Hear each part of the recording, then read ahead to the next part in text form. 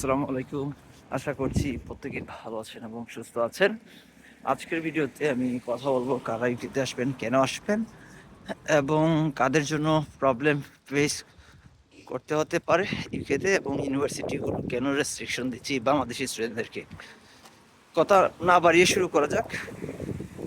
যারা খুবই পরিশ্রমী, যাদের মন মাইন্ড খুবই ভালো এবং স্ট্রং, যারা মনে করবে যে আমি স্ট্রাগল করতে রাজি আমার লাইফকে ভালো করার জন্য, তাদের জন্য ইউকে খুবই একটা সুইটেবল কান্ট্রি। আর যারা বিন্দাস সারা জীবন লাইফ কাটাইছেন তাদেরকে বলো ভাই ইউকেতে ইটস রিয়েলি টাফ আপনাদের জন্য।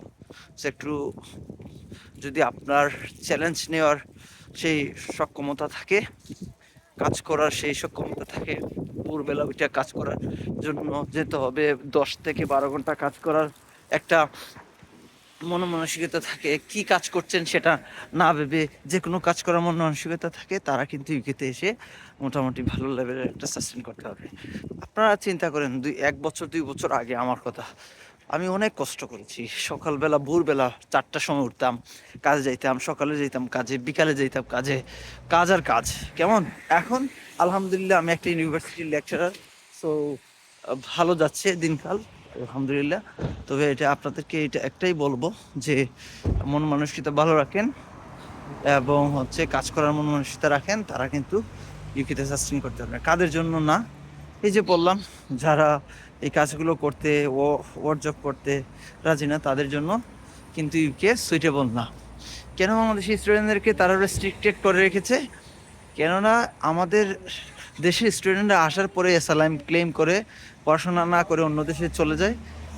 এই জন্য বাংলাদেশের স্টুডেন্টদেরকে প্রায় 9টা ইউনিভার্সিটি কিন্তু কি করছে, ব্যান করে দিছে।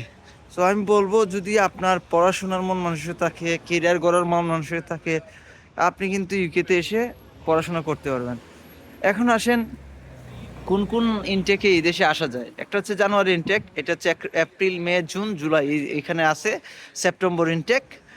সো এই যে ইনটেকগুলো, এই ইনটেকে কিন্তু আপনি আসতে পারবেন। আপনারা আপনি যে কোনো ব্যাকগ্রাউন্ডে থাকেন কেন না কেন, বিজনেস ব্যাকগ্রাউন্ডে পড়াশোনা করতে পারবেন ইজিলি। এখানে ভিসা রেশিওটা খুবই ভালো, সেটা বলবো। আপনারা কিন্তু খুব সহজেই ইউনিভার্সিটিগুলোতে অ্যাপ্লাই করতে পারেন আমার থ্রুতে, আমি হেল্প করব। পাশাপাশি কোন কোন সিটিতে জব বেশি সেই ব্যাপারে কিন্তু ভিডিও দিছি অলরেডি, আপনারা ভিডিওগুলো দেখতে পারেন।